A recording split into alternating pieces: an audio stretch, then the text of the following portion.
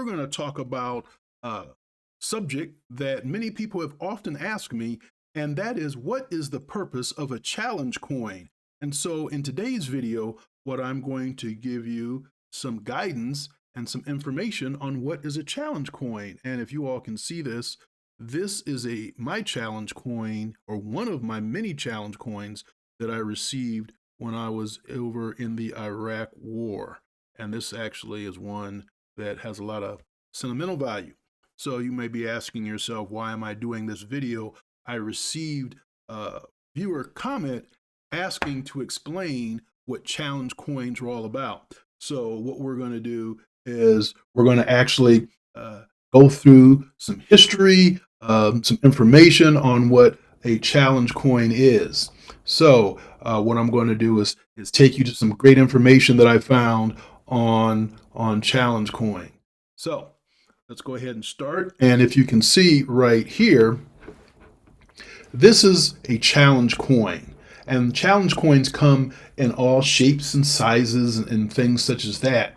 And if you've ever been in the military or known someone who's been in the military, you may discover that they've come home with a plethora of these types of coins, and you're wondering what these coins represent.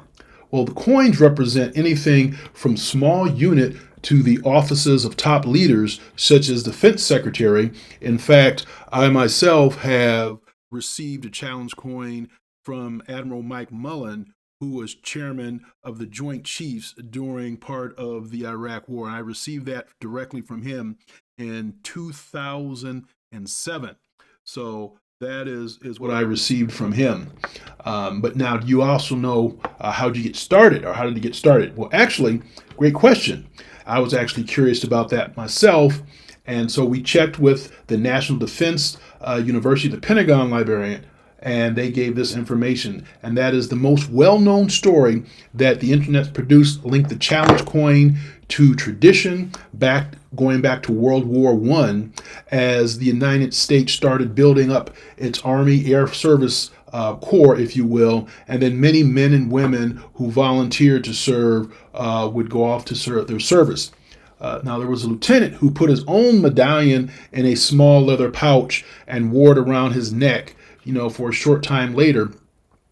And they, once a situation happened or shown some bravery, if you will, these coins were often given as a memento, if you will, of some great act of service, much like you would get when you would get an Army Commendation Medal or a Military Service Award for valor.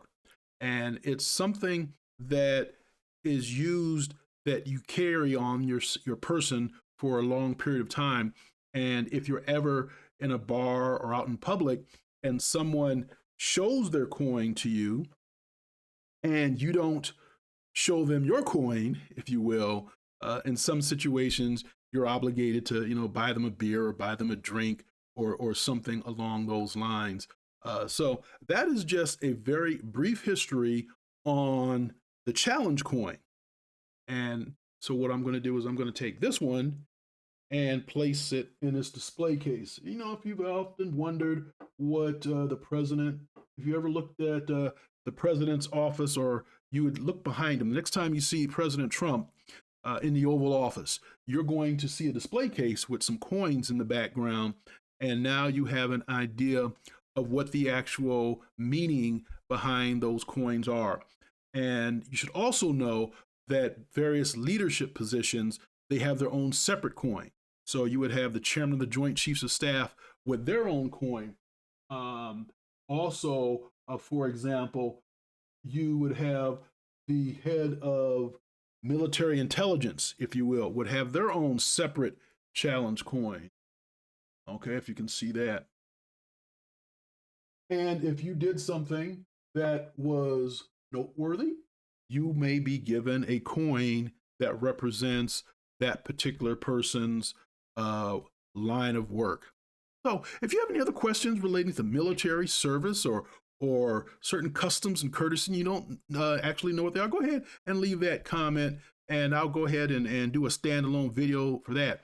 And for those of y'all who've been following for a period of time, you can see that my studio has changed. I moved into a new studio, so I hope you like it. Came back from a world, I wouldn't say worldwide trip, but a major trip to Southeast Asia. I actually spent some time in Vietnam, spent some time in Thailand. And if you want to know more about my time in Vietnam, go ahead and check out this video right here, and you'll learn about some of the sights and sounds in Thailand or in Vietnam, and check out my channel. And there are going to be some upcoming places that I'm going to visit in the coming year that includes South America. So that's going to be a lot of fun. So take care until the next video. Shalom.